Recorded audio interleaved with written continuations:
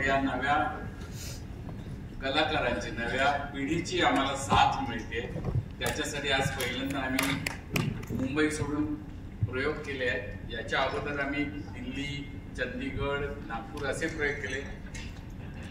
ठाणेकरांसाठी आज आलो होतो, पण आज सगळ्यात महत्त्वाचं म्हणजे आमच्या या प्रयोगासाठी हरिभक्त परायण गंगाधर बुवा व्यास इथे आलेले आहेत। त्यांनी 2 शब्द आशीर्वाद बोलावे। त्यांचा नातू या नाटकात काम करतोय।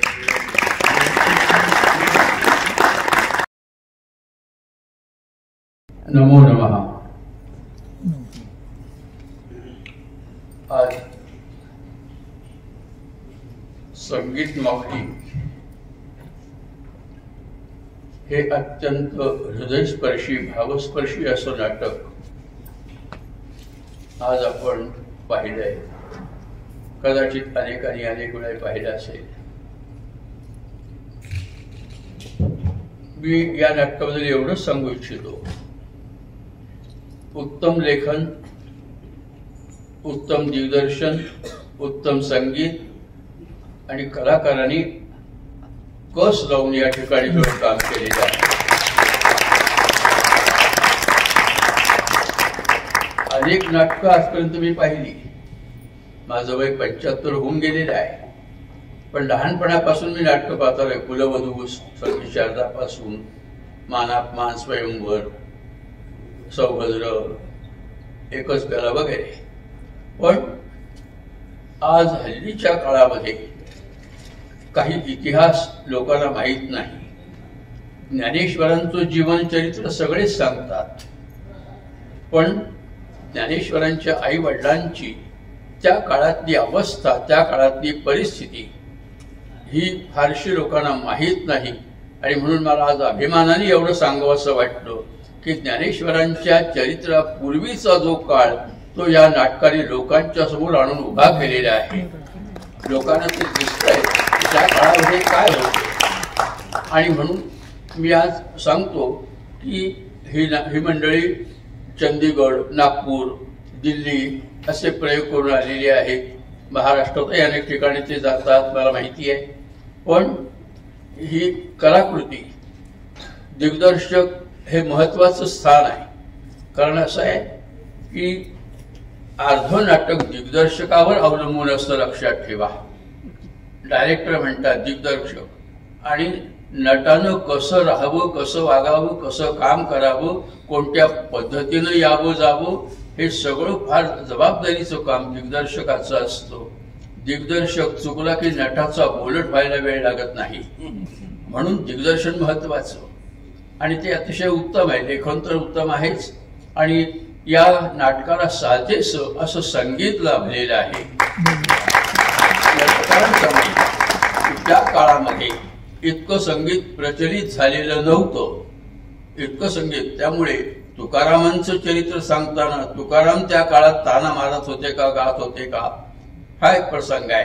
त्यामुळे त्या काळात कशा पद्धतीचं संगीत दिलं जात होतं, लोक गाणं म्हणत होते किंवा भजन करत होते, त्या पद्धतीच्या योग्य चाली, प्रसंगाला अनुरूप अशा या चाली या नाटकाला लाभलेल्या आहेत।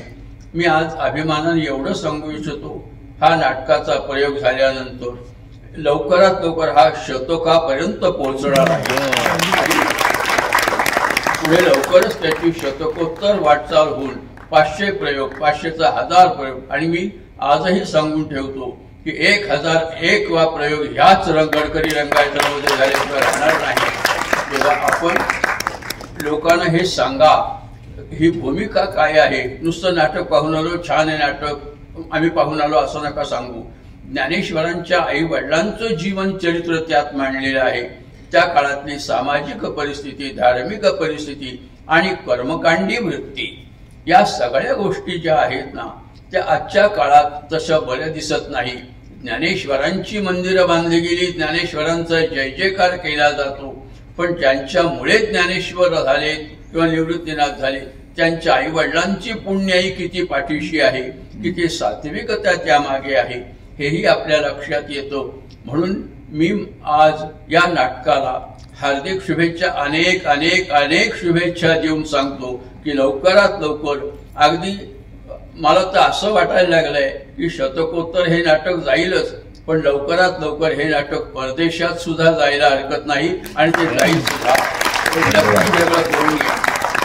फक्त कलाकृती ही शेवटी असं आहे, काम कामाचा गुरु असतो. नाट्य कला आहे, संगीत कला आहे. मी कीर्तनकार आहे आणि कीर्तनकार असल्यामुळे ती कला आहे. त्यामुळे या अशा कलेवरच आमच्यासारखी कलेवर जगली जातात हेही लक्षात ठेवा. ही कलाकृती जी आहे, ही कलाकृती यांनी सांभाळली आहे, त्यांनी ती वृद्धिंगत करावी. जास्तीत जास्त आता मेहनत त्यांची चालू आहे, म्हणून तर हे सुंदर दृश्य आपण पाहू शकतो. ज्या मानानं गर्दी व्हायला हवी ती होते की नाही मला माहित नाही, पण एकच सांगतो, ह्या नाटकाची प्रसिद्धी आपण करायची आहे की एकदा तुम्ही ते पहा, म्हणजे तुम्हाला कळेल की यात नेमकं काय गूढ आहे, काय तथ्य आहे.